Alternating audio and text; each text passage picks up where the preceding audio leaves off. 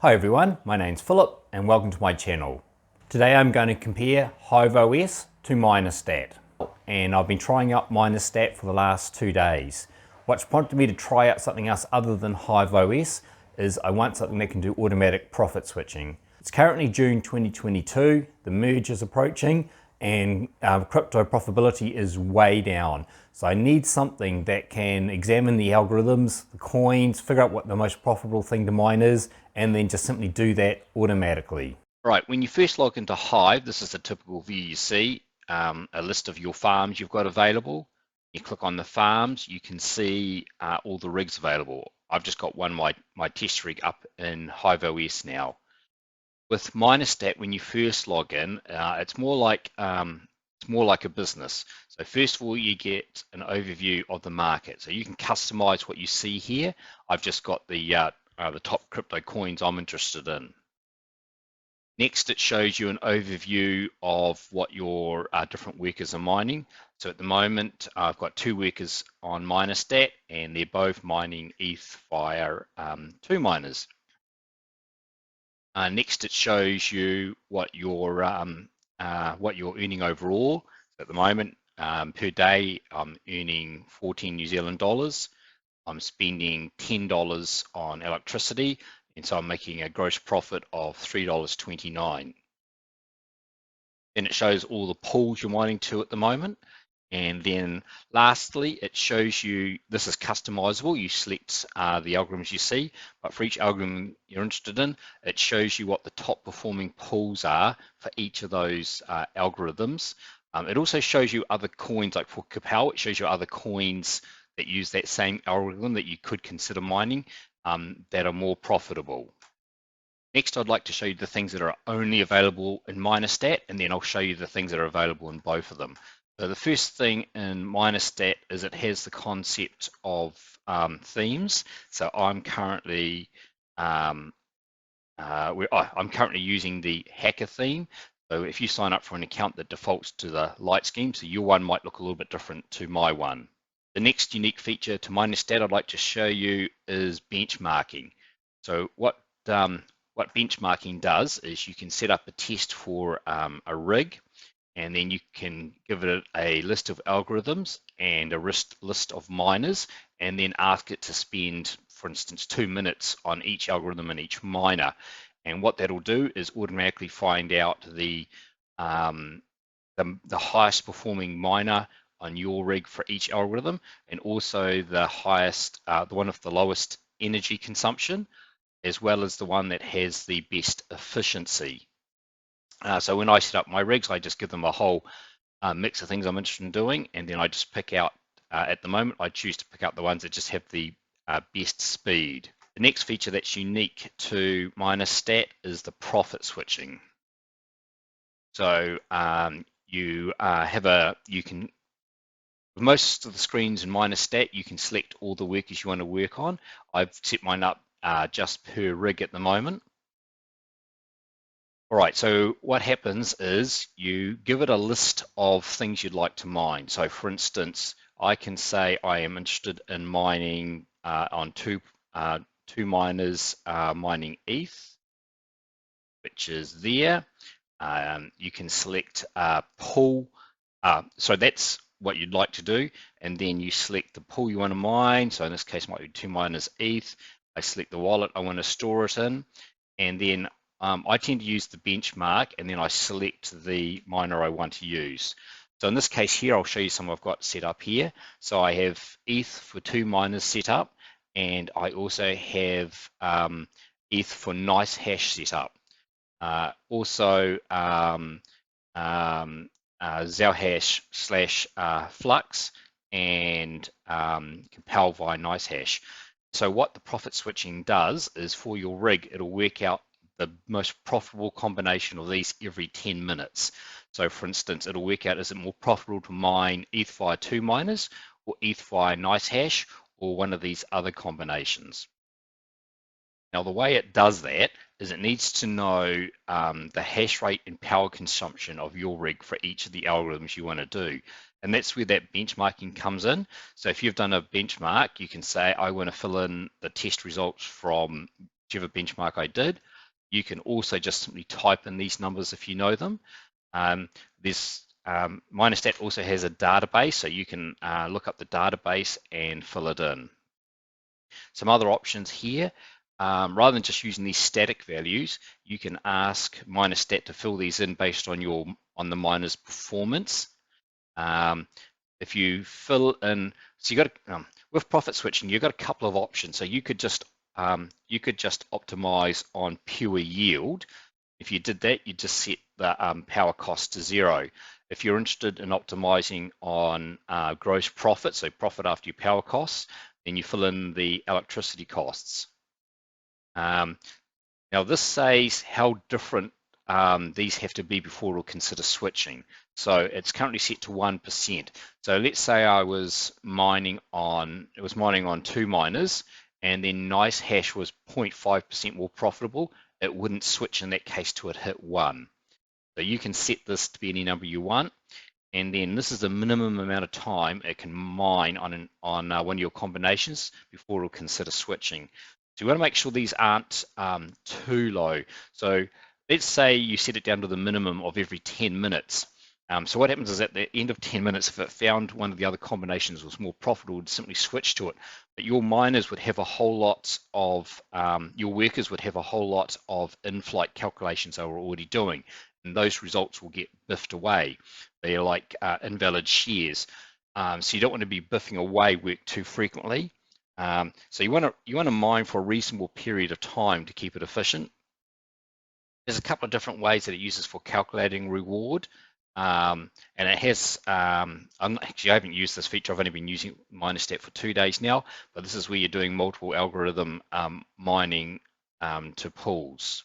Oh, one other thing I forgot to mention is for each algorithm your profit that you're profit switching, you can also have a overclocking profile per algorithm that will switch miners and switch overclocking profiles automatically. Another feature unique to Minerstat that I wouldn't use, but you can also have tasks. So you can say like this rig GPU 6 needs a pad replacement, and you can have a due date and you can assign it to people. This would be good for a larger mining farm, but I'm a home miner, so this is not something I would use. Another thing Hive doesn't really have, we're back on the home page again, is this whole diagnostics thing. So it's telling you about problems. So at the moment, it's telling me I've got one worker offline. So this is rig 3. I've actually moved that to HiveOS so I could show you it there. But straight away it tells me there's a offline rig. I can just simply click on the rig and go straight to it and see what's happening. I can look at alerts, logs. We should look at alerts next. Yeah, so and then it's got a whole diagnostic engine you can run for doing more specific diagnostics. The alerting is quite good. So you can come in here and there are lots and lots of alerts that you can click on and set criteria and then have it email you or send Telegram messages. Another thing HiveOS doesn't have is this has quite a lot of business tools for working out look to see what's happening with mining, what you're thinking. So for instance, we can say, let's have a look at the mining calculator. And so what you can do is you can add your rig, your hardware in, and then look at if you change things in different ways, what would happen. Now let's compare some of the common screens. So once we're in HiveOS, we've selected our farm, we get a list of all our workers. So in Minerstat, you go to workers here, and this shows you all the workers you've got. It's very similar to the HiveOS screen, but it also includes things like the profitability of each of those rigs. Okay, so let's dive into a rig. So we dive into it in HiveOS, and we get a graph of of the hash rate, how it's been going. We can see things like temperature, power consumption, some other sort of interesting bits and pieces. Let's go into it in Minerstat. So let's dive into rig 2. So kind of like HiveOS, you get sort of a lot of top-level numbers just along the top. You get IP addresses of the rig here. This is also how you remotely control the rig. So you just click on these, and then each rig has got this web interface with lots of different bits of information. And when you click on console, it also lets you remote control a rig. So that's how that process is done in Minerstat. And HiveOS remote control is done through the remote access box. It shows, next bit is it shows you the crypto, hash rates, income, all that kind of stuff. And then we get graphs and mining. Now, because this is doing automatic profit switching, you can see here, for instance, I was mining ETH via 2 miners here, and then ETH became more popular via NiceHash, so it switched over here. You can click on profit switching here, and it shows you that's where each time it did a profit switch, because one was more profitable than the other. This shows you all the cards that are in the rig. This is similar to this part here, where it shows you all the cards in the rig. You got your overclocking profiles here, just like you do in HiveOS. So you core voltages, memory voltages, all the normal things. It's just the same as the overclocking settings here in HiveOS. You get a lot more historical information Minerstat, so I can see the temperatures of all the GPUs over time here. That's core temperature. This is the memory temperatures, fan speeds, power consumption per GPU, and hash rate per GPU.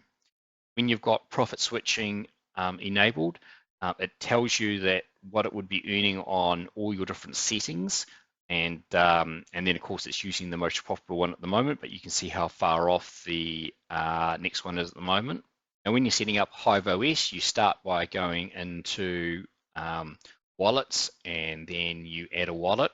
So in Minerstat, you go to address editor, go to wallets, and you add a wallet in much the same way as you do in HiveOS. And the next thing you do in HiveOS is you go to flight sheets, and you set up a flight sheet here.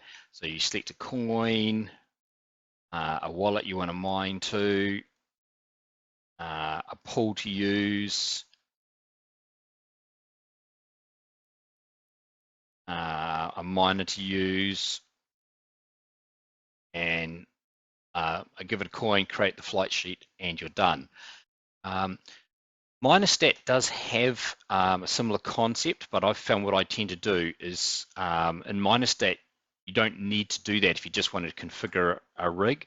So you can just say, I want to configure, and you can tick, if you tick multiple rigs, the configuration will be done on multiple rigs. So let's just do one rig here. So you can come in here, you can associate an overclocking profile, a profit switching profile. You can, if you're not doing profit switching, you can assign a default miner here, and then you can come down and give it a default coin to mine, a default pool, and a default wallet. Fill in electricity costs. Now we all know that GPUs don't report, a lot of GPUs don't report the actual power they're being used, plus you got the motherboard power consumption. So this lets you correct the power consumption being reported to Minerstat. So in this case, I have to add 108 watts onto the actual reported numbers to get the correct information. Earnings deduction percent. So if you have other costs and and you're losing, let's say 3% for something, you can fill that in. You can set up some warning temperatures for hot, very hot. Number of devices is optional, but if you set it, that means there should be, in this case, 2 GPUs in this rig. And you can create automation rules to do something if the number of GPUs you've said should be in the rig don't match how many are actually in the rig. Now, while we're here, HiveOS lets you, let's just come back to workers. HiveOS lets you assign watchdogs. Now, in Minerstat, it has this concept of automation. So you can create rules to do all sorts of things. So here's some example rules I've created. I've said if a GPU error is reported, and that means on any worker is more than 10, then power cycle that whole rig. Usually that means you're getting a crashing GPU or something. So if we get more than 10 errors, it's 10 errors in 10 minutes, then power cycle it. This one says that if a GPU goes idle, so idle is when the hash rate goes to 0, and this means on any rig, and it stays idle for 10 minutes, then reboot the whole machine. Some of the sample things you can do here, there's lots of triggers you can specify, and you can specify by the type of rig or the OS. I should also mention, so obviously HiveOS is only available for Linux. The Minerstat has both a Linux client, which is what I'm using, and they call it MSOS, and it also supports Windows mining. And in this case, you can set temperature thresholds, and then there's all sorts of actions you can do, from running programs, executing webhooks, changing overclocking settings, all sorts of stuff. Now, if you did want to create something like a flight sheet that you could apply to multiple rigs in Minerstat, you do that here in config templates. So you just add a template, and then you specify all the different settings you did before, and then you can apply that to workers. Another setting you can do in HiveOS is auto fan control. There's a couple of places you can set this in Minerstat, but one way is if you go to clock tune, you choose one of your existing settings you've done, and then down the bottom you can either use a static fan control like in HiveOS, or you can say auto fan controls, where you set a minimum speed, a maximum speed, and then a target temperature you'd like to use. Another control you've got in HiveOS is to stop, start, and reboot mining. In Minerstat, these controls are all along the top here. So that's your options to stop or reboot. Stop mining, that's a quick reboot machine. You can restart just the mining software. Tasks show you jobs that you've created for it. That's your overclocking settings. I haven't used that button before. Diagnostics runs basic diagnostics on the rig, and last activity shows you events that have happened. Now, when there's been errors, it also captures the log from the actual miner, so you can just go straight to this. So there was a mining error here, so you can just go straight to it and see what was logged for that specific error. HiveOS lets you create scheduled events. So does Minerstat in its scheduler.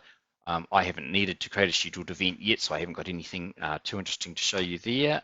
HiveOS lets you create overclocking templates. Minerstat, that is this clock tune, same kind of idea. You create templates to assign to rigs. HiveOS has this statistics screen you can look at. This one hasn't been running long. It has some useful information. Minerstat has a whole statistics section.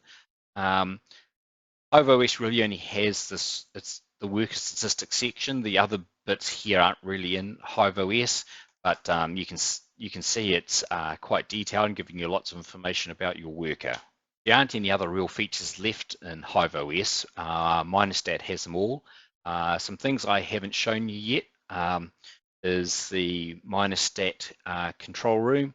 I haven't really had much of a play for this, but what this can do is if you've got a large farm, you can mimic the shelving you've got and where all the rigs are, and then what it can do is produce heat maps and show you hotspots in your mining facility or hotspots on shelves. Minerstat also comes with quite a few tools you can use. They have their own tools for flashing images, calculator, checking pools.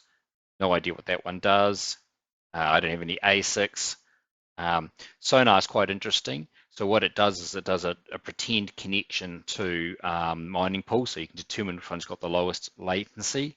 And I haven't used any of these others, but you can see they've got lots and lots of tools to help you make decisions. Both HiveOS and Minerstat offer a free package for a small number of workers, so you can try out the system.